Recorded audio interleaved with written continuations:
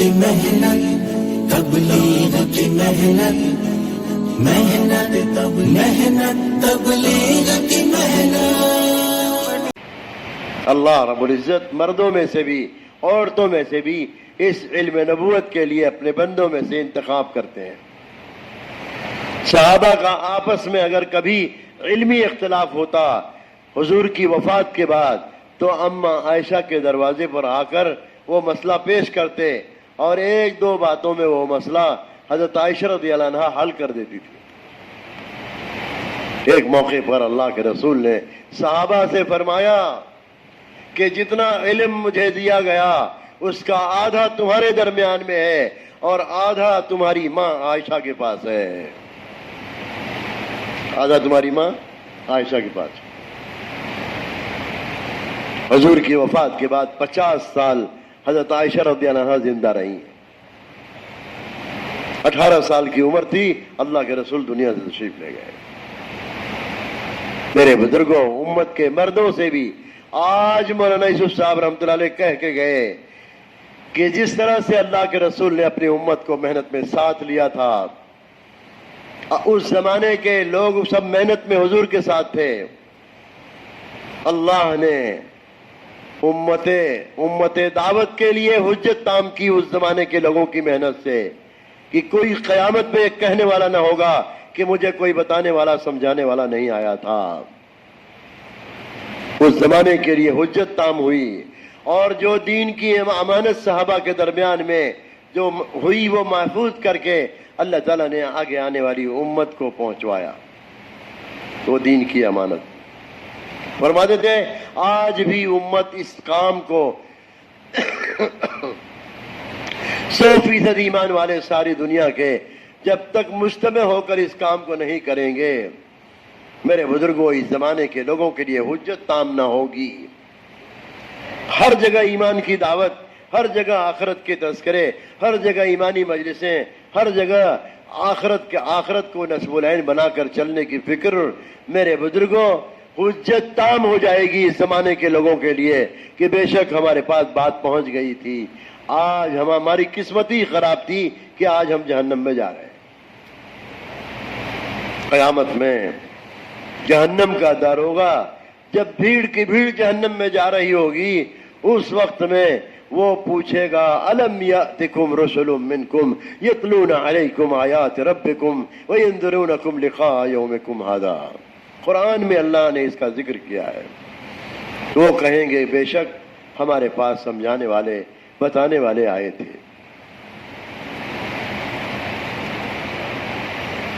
بے شک ہمارے پاس سمجھانے والے بتانے والے آئے تھے، لیکن کیا ہماری قسمت ہی یہی تھی کہ ہم کفر کی حالت میں دنیا سے چلے آئے۔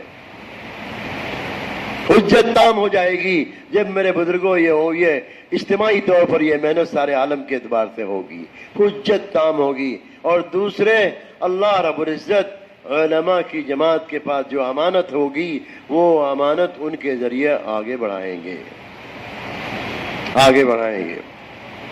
ہمارے نبی کا سب سے بڑا معجزہ قرآن ہے، اور ہمارے نبی کا یہ بھی معجزہ ہے کہ جب تک روئے زمین پر قرآن رہے گا، قرآن کو سمجھنے والی علماء کی جماعت بھی امت کے درمیان میں رہے گی۔ یہ بھی ہمارے نبی کا معجزہ ہے، یہ بھی ہمارے نبی کا معجزہ ہے کہ علماء کی جماعت بھی امت کے درمیان میں رہے گی۔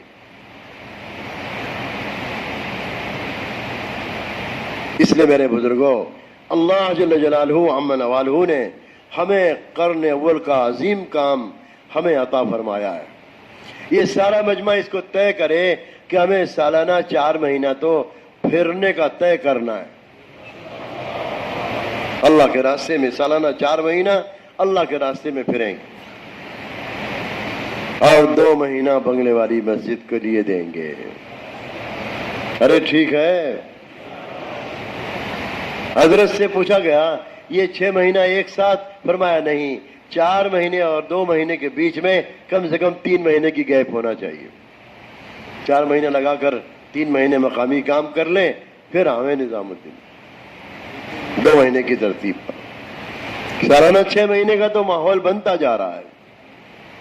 ہم لوگ جدہ میں تھے تو کتنے عرب کہنے لگے نحنو فصلنا لانفسنا ستۃ اشہر، ہم نے اپنے لیے فیصلہ کر لیا ہے سالانہ 6 مہینہ، مرکز کب کھلے گا؟ ہم 2 مہینہ جلدی نظام الدین جانا چاہتے ہیں۔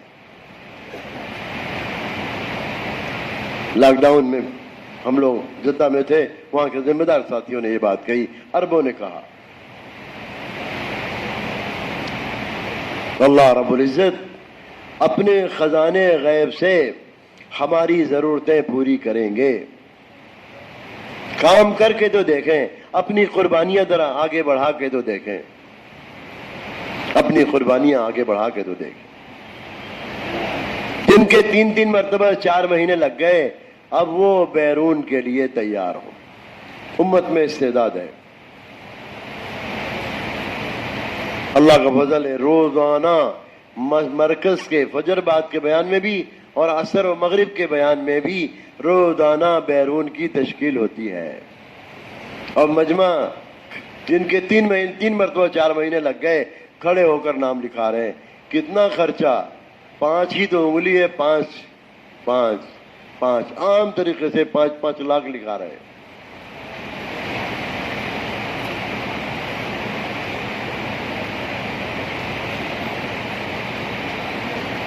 اس لیے میرے بزرگوں، قربانی جتنا وجود میں آئے گی، اللہ رب العزت اپنا غیبی نظام ساتھ کر دیں۔ حضرت محمد صلی اللہ علیہ وسلم کا دین، آپ کی تعلیمات پر جان کھپانا مال کھپانا تسخیر عالم کا نسخہ ہے۔ جنگل کے جانور بھی آپ کی آواز کو سنیں گے۔ عقبہ ابن نافع فہری رضی اللہ تعالیٰ عنہ افریقہ کے جنگل میں، جو اس وقت میں تونس کی چوہدی میں ہے، 3000 کلومیٹر کا جنگل ہے، قیروان 3000 کلومیٹر کا جنگل ہے۔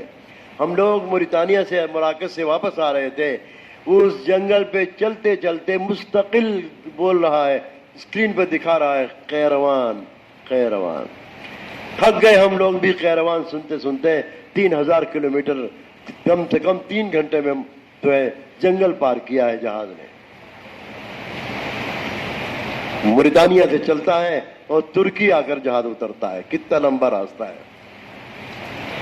جاتے ہوئے تو سورج ڈوب کے نہیں دے رہا تھا، عصر پڑھ کے چڑھے تھے، تو جتنا آگے بڑھتے جا رہے ہیں وہ عصر کا وقت ختم ہی نہیں ہو رہا، یہاں تک کہ ہم لوگ مراکش پہنچے تو وہاں جا کر مغرب پڑھی ایئرپورٹ پہ۔ 5.5 گھنٹے کا ہندوستان سے فرق ہے وہاں کا، 5.5 گھنٹے۔ میرے بزرگوں اور بھائیوں، اللہ کے راستے کی نقل و حرکت ساری خیر کو جمع کرنے والی ہے، ساری خیر کو جمع کرے گی۔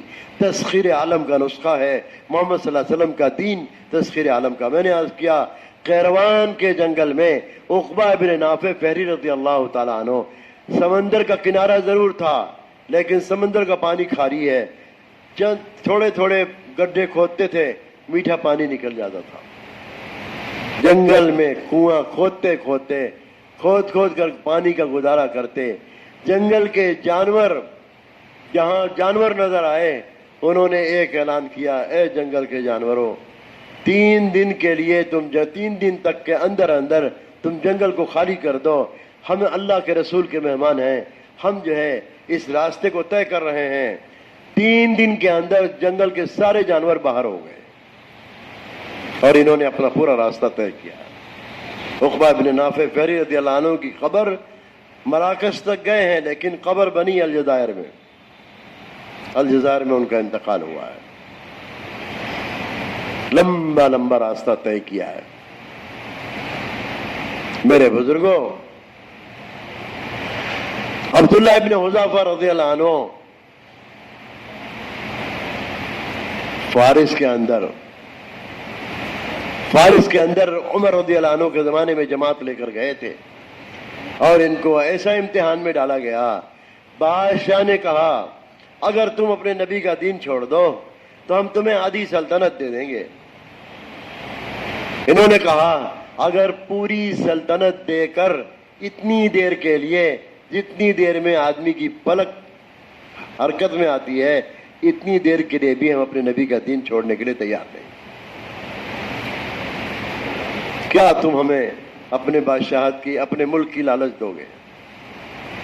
جب دل میں کلمہ بیٹھ جاتا ہے، جب دل میں ہدایت آ جاتی ہے، جب اللہ کا راستہ دل پر کھل جاتا ہے اور ایمان پر خاتمے کی کامیابی جب دل پر کھل جاتی ہے، بڑی سے بڑی طاقت آدمی کو متاثر نہیں کر سکتی ہے. مولانا یوسف صاحب فرماتے تھے اگر تم اللہ کے غیر سے متاثر ہو کر چلو گے تمہاری دعا بھی بے جان ہوگی، تمہاری نماز بھی بے جان ہوگی، قرآن پڑھو گے قرآن کی ہدایت بھی نہیں ملے گی. اللہ کے غیر کا تاثر اگر دل میں لے کے چلو گے. ساری کائنات مخلوق ہے، سب کا خالق اللہ ہے، ساری کائنات بنی ہوئی ہے، سب کا بنانے والا اللہ ہے. یہ دعوت کی محنت اللہ کے غیر کا تاثر دل سے نکالنے کے لیے ہے. میرے بزرگوں، عقبہ ابن نافع فہری رضی اللہ، یہ عبداللہ ابن حذافہ رضی اللہ تعالیٰ عنہ، بادشاہ کا حکم ہو گیا سولی پہ ان کو چڑھا دو، اور جلادوں سے کہہ دیا تیر مارو، اور کہہ دیا کان میں تیر مارنا نہیں، اوپر سے نیچے سے دائیں سے بائیں سے تیر کو گزارنا تاکہ یہ خوف کھا جائے. ایسے ہی کیا، جلاد تھک گئے اور اس پر سے اتار دیا سولی پر سے. پوچھا کیا کہتے ہیں؟ کہا ہم وہی کہتے ہیں جو کہہ چکے ہیں. کہا دیکھ میں پانی چڑھا دو. کھولتے پانی میں اور قیدیوں کو 5-6 قیدیوں کو لا کر ہاتھ پیر باندھ کر کھولتے پانی میں ڈال دیا تاکہ یہ متاثر ہو جائیں. کہا آپ کا نمبر ہے؟ کہا کہ ٹھیک ہے کوئی بات نہیں ہے. کہا کہ کیا کہتے ہو؟ کہا وہی کہتے ہیں. ہم تو اس وجہ سے رو رہے ہیں اس وقت میں کہ اللہ کے نام پر آج جان دینے کا وقت آیا، ایک ہی جان میں پا رہا ہوں. اللہ رب العزت میرے بدن کے ہر بال میں، ہر روئے روئے میں اگر جان ڈال دے، ہم ساری جان کو آج اللہ کے نام پر اس کڑھائی میں پکا دیں گے، ساری جان کو قربان کر دیں گے. یہ جواب دیا عبداللہ ابن حذافہ نے. بادشاہ کو یہ خبر دی گئی تو بادشاہ نے کیا کہا؟ چلو اچھا ہے، ایسا ہے، کوئی بات نہیں، ہماری پیشانی کا بوسہ دے دو، تمہاری چھٹی کر دیں گے. انہوں نے کہا اللہ کا ایک دشمن ہے، اس کی پیشانی کا بوسہ دے کر اگر ہم اس کی جو ہے ابتلا سے نکل جاتے ہیں تو کچھ سستا سودا ہے. پیشانی کا بوسہ دیا، اپنے ساتھیوں کو ساتھ لیا اور واپس ہو گئے. مدینہ منورہ میں حضرت عمر رضی اللہ عنہ کا زمانہ تھا. اس جماعت کی کارگزاری سنی گئی. کارگزاری سنتے سنتے سنتے سنتے جب اس کی نوبت آئی ہے پیشانی کے بوسہ دینے کی، حضرت عمر رضی اللہ عنہ کھڑے ہوئے اور عبداللہ ابن حذافہ کی پیشانی کا بوسہ دیا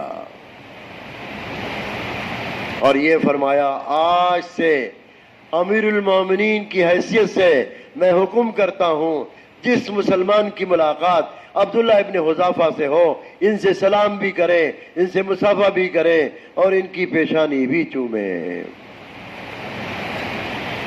یہ حضرت عمر رضی اللہ تعالیٰ عنہ نے مسجد نبوی میں ان کی جماعت کی کارگزاری سنتے سنتے یہ بات کہی ہے اور فرمایا سب سے پہلے میں امیر المومنین ہو کر عبداللہ ابن حذافہ کی پیشانی کا بوسہ دے رہا ہوں.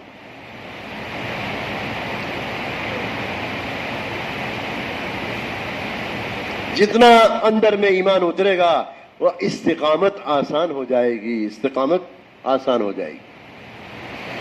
اللہ اپنے فضل سے ہماری کمزوریوں کو معاف فرما دے. اللہ ہماری کمزوریوں کو معاف فرما دے اور آئندہ کے لیے ہمیں ذمہ داری کے ساتھ کام کرنے کی توفیق عطا فرمائے. ذمہ داری کے ساتھ اللہ تعالی ہمیں کام کرنے کی توفیق عطا فرمائے. سامنے ایسی گھڑی لگا رکھی ہے وہ چل کے نہیں دے رہی. ہم کہے بھئی یہ کب تک 7 بجے گا؟ بھائی گھڑی 7 بجاوے یا 9 بجاوے ہم سب تیار ہو جائیں سالانہ 6 مہینہ لگانے پر. گھڑی کا کام اپنا ہے، ہمارا کام اپنا ہے، ٹھیک ہے نا؟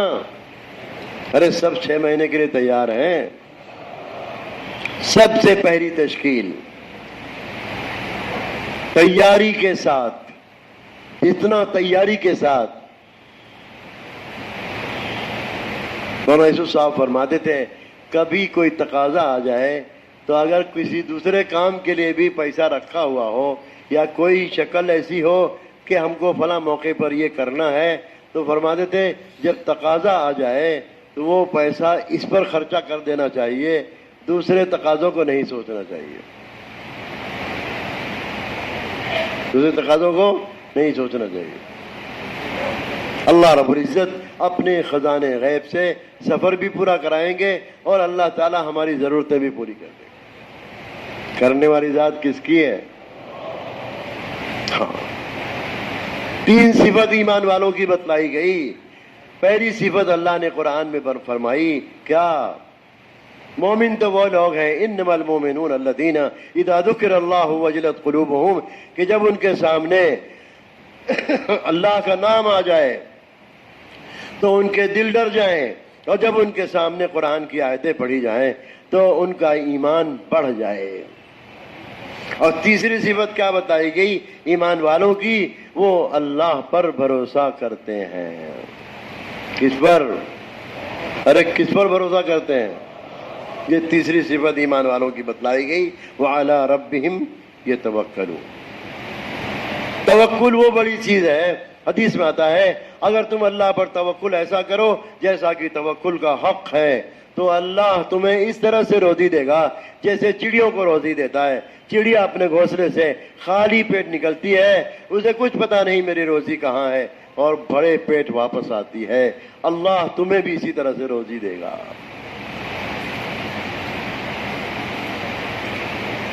تو اس لیے میرے بزرگوں ہمیں طے کرنا ہے، ہمیں خود طے کرنا پڑے گا، پھر دیکھو کیسا کام ہوتا ہے. مفتی زین العابدین صاحب رحمۃ اللہ علیہ بیان کرتے کرتے اپنے بیان کے درمیان میں ایک نقطہ بیان کیا. فرمایا ہجرت کا جب حکم آنے کا انتظار تھا اور سب کے دلوں میں تھا ہجرت کا حکم آ جاتا تو ہم سب مکہ چھوڑ کر چلے جاتے. یہاں کے ماحول میں ہمارے لیے دعوت اور محنت بہت مشکل بنی ہوئی ہے، آگے ہمیں کام آگے پہنچانا ہے. سب کے اندر وہی اس کا انتظار تھا کہ وہی آئے گی اور ہجرت کا حکم آ جائے گا. سب لوگ اس سوچ میں ہیں کہ ہجرت ہونی ہے، کیسے ہوگی. ابو بکر صدیق رضی اللہ عنہ گھر میں بیٹھے، انہوں نے کہا کہ آخر سب لوگ تو ہجرت کریں گے، آخر حضور کے ساتھ کون رہے گا؟ حضور تنہا جائیں، کوئی کسی کو ساتھ رہنا چاہیے. تو اپنے طور پر انہوں نے اونٹنی تیار کر لی ہدیے کے انداز پر، اور اپنے طور پر انہوں نے فیصلہ کر لیا کہ کوئی جائے نہ جائے ابو بکر حضور کے ساتھ رہے گا، ابو بکر حضور کے ساتھ رہے گا. یہ فیصلہ ابو بکر کا اپنے رب کے درمیان میں تھا، کسی کو پتہ نہیں تھا. تو بعد میں راز کھلتا ہے، حضرت جبریل آئے اللہ کے رسول کے پاس، ہجرت کا حکم لے کر آ گئے. کیا آپ کے لیے اور آپ کے ساتھیوں کے لیے ہجرت کا حکم آ گیا، اور ایک پیغام اور اس کے ساتھ آیا ہے کہ آپ اپنے ساتھ ابو بکر کو لے لیجئے. کس کو لے لیجئے؟ ابو بکر نے طے کیا اللہ کے رسول کے ساتھ میں رہوں گا. اللہ نے بھی طے کر دیا کہ میرے نبی کے ساتھ ابو بکر رہے گا. کون رہے گا؟ 3 راتیں جبل ثور میں گزاری ہیں سرکار کے ساتھ حضرت صدیق اکبر نے. حضرت عمر کہا کرتے تھے ابو بکر اگر ہجرت کی 3 راتوں میں سے ایک رات کی نیکی اگر عمر کو دے دیں تو عمر جو ہے اپنی ساری زندگی کی نیکی ابو بکر کو دینے کے لیے تیار ہے. مدینے میں ہجرت کے بعد آپ صلی اللہ علیہ وسلم اما عائشہ کے گھر میں تھے. رات کو گھر میں تھے، ہوا چلی ہوگی، چھپر کھل گیا، چھت کا چھپر کھل گیا، کھجور کے ٹٹے، آسمان نظر آ رہا. حضرت عائشہ رضی اللہ عنہا نے فرمایا اللہ کے رسول ذرا دیکھیے تو صحیح، آسمان نظر آ رہا ہے، ستارے ہی ستارے نظر آ رہے ہیں. آپ نے فرمایا کہ عائشہ عمر ابن خطاب کے اسلام میں آنے کے بعد جو ان کی نیکیاں ہیں یہ آسمان کے ستارے جو تم دیکھ رہی ہو ان ستاروں سے بھی زیادہ ہیں. تھوڑی دیر کے بعد آپ نے فرمایا کہ عائشہ تمہارے ابا جان میرے ساتھ 3 راتیں جو جبل ثور میں گزاری ہے 1 رات کی نیکی یہ سارے ستاروں سے زیادہ ہے. 1 رات کی نیکی جو تم آسمان میں ستارے دیکھ رہی ہو ان سب سے زیادہ ہے. میرے بزرگوں ہمارے دنیا اور آخرت کے مسئلے کا حل اللہ نے اپنے نبی کے کام میں رکھ دیا ہے. ہمارے دنیا اور آخرت کے سارے مسائل کا حل اللہ نے اپنے نبی کے کام میں رکھ دیا ہے. تو نیت کریں ہمیں ساری دنیا میں جانا ہے. ایک ملک سے چھٹی نہیں ہوگی. کہاں جانا؟ ساری دنیا میں جانا ہے. عقبہ بن نافع فہری رضی اللہ عنہ مراکش کے اندر اتنا لمبا جنگل کا راستہ طے کرتے کرتے پہنچے ہیں. مراکش کے اندر سمندر کے اندر کنارے اپنی سواری اتاری اور فرمایا یا اللہ اگر ہمیں پتہ چل جائے اس سمندر کے پیچھے بھی کوئی آبادی ہے ہم وہاں تک جا کر تیرے نبی کا پیغام پہنچائیں گے. ہم لوگ وہیں کھڑے تھے. مراکش والوں نے کہا یہی جگہ ہے جہاں عقبہ بن نافع فہری رضی اللہ عنہ سمندر کے اندر اترے تھے. اور یہ سمندر امریکہ تک جاتا ہے. پانی کے جہاز سے 1 مہینے میں آدمی امریکہ پہنچے گا. یہ ہمیں بتایا. میرے بزرگوں اس لیے سارا مجمع طے کرے کہ انشاءاللہ ہم کو ساری دنیا میں جانا ہے. ٹھیک ہے؟ ارے ہاں تو کر لیجئے. لوگ ڈرتے ہیں کہیں ہاں کریں اور کہیں جانا نہ پڑے. ابو بکر صدیق نے ایک چیز اپنے گھر میں بیٹھ طے کی تھی. اللہ نے ان کے نصیب میں سرکار کی صحبت جبل ثور کی اور ہجرت کے سارے سفر کی. اور اللہ نے صدیق اکبر سے اتنا کام لیا ہے کہ ابو بکر صدیق نے سرکار کی ساری منشا سرکار کی وفات کے بعد پوری کی ہے. اب مدینے کو خالی کیا ہے. حضرت وحشی کو اس شخص کے پاس بھیجا جس نے نبوت کا دعویٰ کیا تھا مرد و عورت نے. اور حضرت اسامہ بن زید کو اسی طرح سے جماعت میں روانہ کیا جس طرح سے اللہ کے رسول نے روانہ کیا تھا. اور خود ان لوگوں کے پاس گئے جماعت بنا کر جن لوگوں نے زکوٰۃ دینے سے انکار کیا تھا. بہت دنوں کے بعد حضرت ابو ہریرہ صحابہ کے درمیان میں بیٹھے تھے. قسم پہ قسم کھائے جا رہے ہیں کہ سنو کتنی قسم کھاؤ گے اے ابو ہریرہ کتنی قسم کھاؤ گے. پھر قسم کھائی اور فرمایا کہ اگر ابو بکر صدیق حضور کے وفات کے بعد مدینے کو خالی نہ کرتے تو نہ اسلام بچتا نہ مسلمان بچتے. قسم پہ قسم کھا کر امام المحدثین حضرت ابو ہریرہ نے یہ بات کہی. حضرت ابو ہریرہ نے حضرت صدیق اکبر رضی اللہ عنہ نے اس موقع پر جب حضرت عمر نے کہا کہ ابو بکر مدینے کو خالی کر رہے ہو حضور کی 9 بیوی اسبا حیات ہیں آخر ان کی حفاظت کا مسئلہ. فرمایا ابو عمر سنو اگر دشمن آ کر ان سب کو شہید کر دیں اسی میں عمر کی بیٹی بھی ہے اسی میں ابو بکر کی بیٹی بھی ہے. کہا اگر سب کو آ کر دشمن شہید کر دیں اور ان کی لاشوں کو کوئی دفن کرنے والا نہ ہو جنگل سے جانور آ کر ان کی لاشوں کو کھینچ کے لے جائیں ابو بکر اس کو تو برداشت کر سکتا ہے لیکن دین میں کمی آ جائے ابو بکر اس کو برداشت نہیں کر سکتا. ساری لائن کی قربانیاں میرے بزرگوں ہمارے اسلاف نے دی ہے تب جا کر امت کا کام ہوا ہے. تو سارا مجمع طے کرے کہ انشاءاللہ ہم سب جو ہے ساری دنیا میں جائیں گے نا ساری دنیا میں. لے کون جائے گا؟ اللہ لے جائے گا. ابو بکر نے طے کیا تو سرکار کے ساتھ کون لے گیا؟ اللہ لے گیا. جبریل آئے ایک پیغام لے کر ہجرت کا حکم آ گیا ہے اور اللہ نے یہ پیغام دیا ہے کہ میرے نبی سے کہہ دو ابو بکر کو اپنے ساتھ لے لیں. کس کو اپنے ساتھ لے لیں؟ ابو بکر کو اپنے ساتھ لیں۔ تو قبولیت آتی ہے قدم بڑھانے سے۔ یا ایھا الذین آمنو، اے ایمان والو، اگر تم اللہ کے دین کے مددگار بنو گے، حالات آئیں گے لیکن اللہ تمہاری مدد کرے گا۔ اللہ تمہاری کیا کرے گا؟ اللہ تمہاری مدد کرے گا۔ تو یہ سارا مجمع جن کے 3 مرتبہ 4 مہینے لگ گئے، ذرا بتائیے کون کون لوگ ہیں جن کے 3 مرتبہ 4 مہینے لگ گئے؟ اکثر و بیشتر وہی لوگ ہیں جن کے 3 مرتبہ 4 مہینے لگ گئے۔ دیکھو آج کے کون مہینہ ہے؟ جولائی کا مہینہ تو ختم ہو رہا۔ اگست، ستمبر، اکتوبر، نومبر، دسمبر، مہینے تو ابھی بہت باقی ہیں اس سال کے، لیکن 3 مہینے میں اگلا جوڑ آ جائے گا۔ ان 3 مہینوں کے اندر اپنی پوری جماعت تیار کرنی ہے 8 آدمیوں کی۔ ایسا حوصلہ بنا کر، ارادہ کر کے، پختگی کے ساتھ، اللہ کے بھروسے پر۔ ایمان والوں کی تیسری صفت توکل علی اللہ ہے۔ کیا ہے؟ اللہ پر بھروسہ۔